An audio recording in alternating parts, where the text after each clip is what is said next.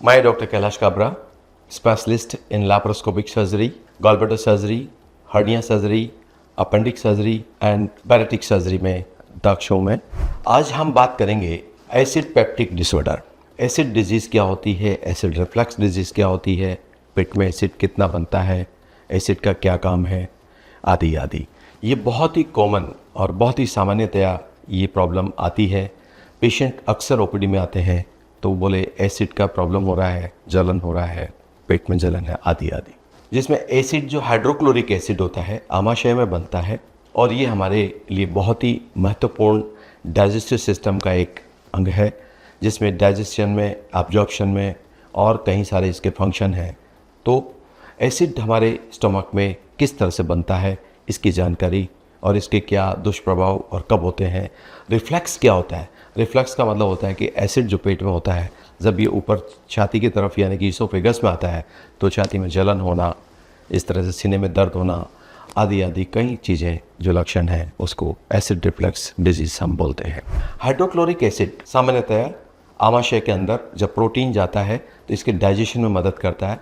Amino acids and peptides में protein को ये विभाजित करता है। तो इस दौरान एसिड का प्रोडक्शन जो होता है वो प्रोटीन को पाचन करने में मदद करता है, साथ ही कैल्शियम, मैग्नीशियम और विटामिन B12 को अब्जॉर्व करने में मदद करता है एवं गैस्ट्रिक लाइपेज एंड जो इसके एंजाइम्स होते हैं उनको एक्टिवेट करता है। यानी कि जो एसिड है हाइड्रोक्लोरिक एसिड, इसका काम न केवल खाने को पचाना है बल्कि एंजाइम को एक्टिवेट करना है, खाने को एब्जॉर्प्शन करना है, ये सभी चीज़ें। और जो बैक्टीरिया और वायरस जो हमारे खाने के साथ आते हैं उनको भी ये डेड करता है, यानी कि उनको ख़त्म करता है और इससे हमारे को प्रोटेक्शन देता है। यानी कि डिफेंसिव मैकेनिज़्म भी एसिड का काम है कि खाने को एकदम नॉर्मल करना और बैक्टीरिया और वायरस फ्री करना, ये एसिड के काम है। तो बॉडी में अगर एसिड ना हो तो ये बहुत सारी प्रॉब्लम्स आ जाएंगी। प्रोटीन पचेगा नहीं, इसी तरह आपका एसिड जो बनता है वो एब्जॉर्प्शन नहीं कर पाएगा, खाने का जो इम्पोर्टेंट हमारे खाने के अवयव हैं इनका एब्जॉर्प्शन नहीं होगा। रिफ्लक्स डिजीज़ क्या होती है? जो हमारा इसोफेगस होता है, फूड पाइप, जो हम मुंह से खाना खाते हैं, उसके बाद यहाँ पे एक रिंग नुमा एक टाइट स्फिंक्टर होता है जो खाने और तरल को अलाउ करता है अंदर जाना, लेकिन उसको वापस बाहर नहीं आने देता है। अगर ये जो यहाँ की इसोफेजियल स्फिंक्टर है ये आपका रिलैक्स हो जाता है या किसी कारण से डिजीज़ है, शिथिल हो जाता है और ये वन वे ट्रैफिक ना रख के इस तरफ वापस ऊपर छाती पे आने लग जाता है, तो ये एसिड रिफ्लेक्टिव डिजीज़ कहलाती है। एसिड रिफ्लेक्स होता है वो चेस्ट में अगर खाना आएगा वापस अंदर जाने के बाद पचने के दौरान तो हमें छाती में दर्द होगा, चेस्ट पेन होगा, कभी कभी हमको वो खाना महसूस होगा ऊपर तक, जुबान तक, और नोजिया या उल्टी होने का लगातार संभावना रहेगी। लेकिन एसिड रिफ्लक्स डिजीज़ में उल्टी होना मात्र ही आराम नहीं है, यानी कि आप उल्टी कर भी देंगे उसके बावजूद भी जो आपका स्फिंक्टर कमज़ोर है, जो खाने को कंट्रोल नहीं कर पा रहा है, तो आपको चेस्ट पेन और जलन होती रहेगी और सोने के बाद आपको लगातार खांसी चल सकती है, गले में खराश रह सकती है। ये इस तरह के लक्षण जो हैं वो एसिड रिफ्लक्स डिजीज़ के होते हैं।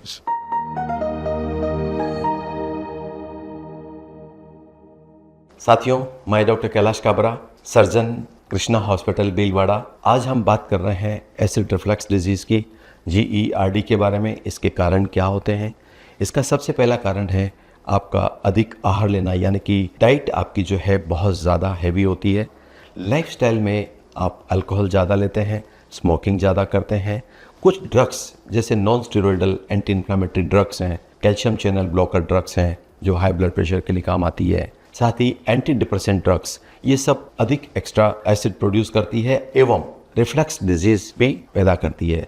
कुछ बीमारियां जैसे कि हाइटस हर्निया, प्रेगनेंसी आदि रोग हैं एंड डायबिटीज़, इनमें भी GERD बहुत कॉमन है, यानी कि गैस्ट्रो इसोफेजियल रिफ्लक्स डिजीज़ बहुत कॉमन है। तो ये कुछ कारण को समझने के बाद हम आगे चर्चा करेंगे कि इससे राहत कैसे मिलेगी। एसिड रिफ्लक्स डिजीज़ से तुरंत राहत कैसे पाएँ, उसके लिए हम 7-8 तरीके आपसे डिस्कस करेंगे। इसमें सबसे पहले हैं मॉडिफाई योर डाइट। आपकी डाइट में जो बहुत मसालेदार खाने में जो आइटम्स हैं, साग सब्जियां हैं, इनको ध्यान रखिए। बहुत फैटी फूड यानी कि तले हुए स्पाइसी फूड, इन पे और एरिएटेड, कार्बोनेटेड, इस तरह के जो फूड है ये एसिड रिफ्लक्स को बढ़ाते हैं, एसिड को बढ़ाने की वजह से एसिड रिफ्लक्स डिजीज ज़्यादा होती है। तो you can modify your diet. आप उनको कम मसालेदार खाना, लीन प्रोटीन, पूरा अनाज आदि आदि जो काम में लेंगे अगर खाने में, तो उससे आपका एसिड रिफ्लक्स डिजीज काफ़ी हद तक कम हो जाएगी और आपको राहत मिलेगी। इसी तरह अगर आप हाइड्रेटेड रहें, so stay hydrated all day, यानी कि पानी आप लगातार पीते रहेंगे तो एसिड उससे डाइल्यूट हो जाता है, पतला हो जाता है। लेकिन आपको ध्यान रखना है, खाने से तुरंत पहले, खाने के दौरान ज़्यादा पानी पिएंगे तो पेट फूलेगा और LES जो लोअर इसोफेजियल स्फिंक्टर है उसकी पावर और कम हो जाएगी और एसिड रिफ्लक्स डिजीज को बढ़ावा मिलता है। अतः आप खाने के साथ पानी बिल्कुल ना पिएं, खाने के 1 घंटे बाद पानी पिएं और ऐसे ही 40 मिनट खाने से पहले आप पानी पी सकते हैं जितना भी चाहें। लेकिन इस समय के दौरान कम पानी पिएंगे तो आपका डाइजेशन प्रॉपर होगा और खाना पूरा डाइजेस्ट होने के बाद आपको कभी भी वज़न नहीं बढ़ेगा और रिफ्लक्स डिजीज़ बहुत कम होगी। इसी तरह तीसरा पॉइंट हमारा आता है कि सोते समय कीप योर हेड अप, यानी कि 6 से 8 इंच आपका जो तकिया होता है वो बॉडी लेवल से थोड़ा अप रहे तो आपका एसिड फूड पाइप में टकराएगा नहीं, वहाँ पे ऊपर की तरफ आएगा नहीं। ये घर पे कुछ तरीके हैं जिनको अगर आप करेंगे तो आप अच्छी नींद ले सकते हैं, एसिड रिफ्लक्स डिजीज से बच सकते हैं। ये आपको हमने अभी बताया। मैं आपके लिए नवीनतम सर्जिकल वीडियोस लाता हूँ, उसको आप लाइक करें, हमारे चैनल को सब्सक्राइब करें एंड बेल आइकन को प्रेस करें ताकि आपको नए नए वीडियो की रिसेंट जानकारी तुरंत मिल सके। एसिड रिफ्लक्स डिजीज़ में अगर आप च्युइंगम का इस्तेमाल करते हैं तो आपका जो सलाइवा होता है वो एंटासिड होता है। तो ये सलाइवा जितना बॉडी में अंदर जाएगा स्टमक में तो आपका एसिड को न्यूट्रलाइज करता है। जब कभी रिफ्लक्स डिजीज़ हो तो इस तरह से आप च्युइंगम का इस्तेमाल कर सकते हैं। साथ ही आप जो टाइट कपड़े पहनते हैं, अगर वो रिलैक्स कपड़े पहनेंगे तो पेट पे दबाव कम पड़ेगा और लोअर इसोफेजियल स्फिंक्टर जो LES है उस पे प्रेशर नहीं आने से रिफ्लक्स डिजीज काफ़ी कंट्रोल में आएगी। Over the counter treatment medications, तो जब आप डॉक्टर की सलाह लेंगे, जब आपकी सिम्टम्स कंट्रोल में नहीं आ रहे हैं, रिफ्लक्स डिजीज बढ़ रही है, तो इसमें कई सारी ड्रग्स हैं जैसे S2 रिसेप्टर ब्लॉकर्स हैं, रेंट्रिडीन है, ओमेप्राजोल हैं, इसी तरह से पेंटाप्राजोल है, आस्माप्राजोल है। इस तरह कई ड्रग सीरीज़ हैं जो आपकी एसिड रिफ्लक्स डिजीज़ को कम करती हैं। तो इन दवाओं का आपको सहारा लेना पड़ता है जब हमारे जो होम ट्रीटमेंट और होम मॉडिफिकेशन जो हम करते हैं, चाहे वो डाइट में किया है, हाइड्रेटेड किया है, या आपने स्लीपिंग पैटर्न में आपने चेंज किया है, स्मोकिंग, अल्कोहल आपने बंद किया है, इसके बावजूद अगर आपको राहत नहीं है तो एसिड रिफ्लक्स डिजीज़ के लिए आपको ट्रीटमेंट का सहारा लेना होगा। इस तरह से रिलैक्स कपड़े पहनने के साथ साथ ही आपको तनाव मुक्त रहना होगा। जब कभी आप एंजाइटी या ओवर स्ट्रेस रहते हैं तो एसिड ज़्यादा बनता है।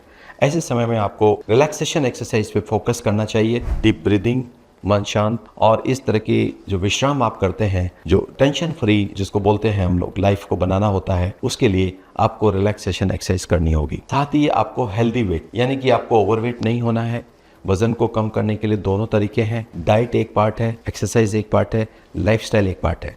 जब आप इनमें बदलाव करेंगे, इवन आपका कुछ वजन कम होने से भी आपका एसिड रिफ्लक्स डिजीज़ काफ़ी कम हो जाती है। तो उस पर आपको हमेशा फोकस करना होगा कि आपका वज़न ना बढ़े, आप ओवरवेट ना रहें, आप कपड़े रिलैक्स पहने, तनाव मुक्त जीवन जिएं, आदि आदि कुछ चीज़ें हैं जिनको बहुत आसान तरीके से कर सकते हैं। उसके बाद अगर ये नहीं होता है तो हमारे पास इसका सर्जिकल मैनेजमेंट रहता ही है, वो हम आखिर में लेंगे। इससे पहले आप ये इतने बदलाव करेंगे तो आप एसिड रिफ्लक्स डिजीज से बच पाएंगे। मरीजों को नवीनतम जानकारी एवं विश्वसनीय स्वास्थ्य सेवाओं के बारे में चर्चा का जो सब्जेक्ट रहता है उस पर मैं आपसे नियमित वीडियो लेके आता हूँ, और जब कभी भी मौका पड़ता है तो लैप्रोस्कोपिक सर्जरी, बैरेटिक सर्जरी और पेट से related reflux, acid reflux surgery, GERD के लिए आदि आदि की नवीनतम जानकारी मैं समय समय पर लाता हूँ। अतः आप मेरे चैनल की सदस्यता लीजिए। अन्यथा ओवर द काउंटर मेडिकेशन उपलब्ध रहती है, डॉक्टर से परामर्श लेके आप अपने आप को गैस्ट्रोस्कोपी, एंडोस्कोपी करा के असेसमेंट कर सकते हैं कि इसमें हाइटस हर्निया या डायबिटीज़ या जो भी आपको डिजीज़ है उसको हम कैसे कंट्रोल करें ताकि एसिड रिफ्लक्स डिजीज़ पे कंट्रोल किया जा सके और लाइफ को स्मूथ बनाया जा सके। अच्छी नींद रिफ्लक्स डिजीज़ बाध्यता बनती है, अतः इसको काबू में लेना बहुत ज़रूरी है, अन्यथा दूसरी बीमारियां पनपने लगेगी। अतः आप एसिड रिफ्लक्स डिजीज़, जो कि एसिडिटी बोलते हैं हम भाषा में, इसको कंट्रोल करना बहुत आवश्यक है। आपके अच्छे स्वास्थ्य के लिए मैं डॉक्टर कैलाश काबरा कृष्णा हॉस्पिटल से फिर से नई वीडियो लेके आऊँगा स्वास्थ्य जानकारी के लिए, अन्य बीमारियों के लिए। और जल्दी मिलते हैं आपसे अगले वीडियो में।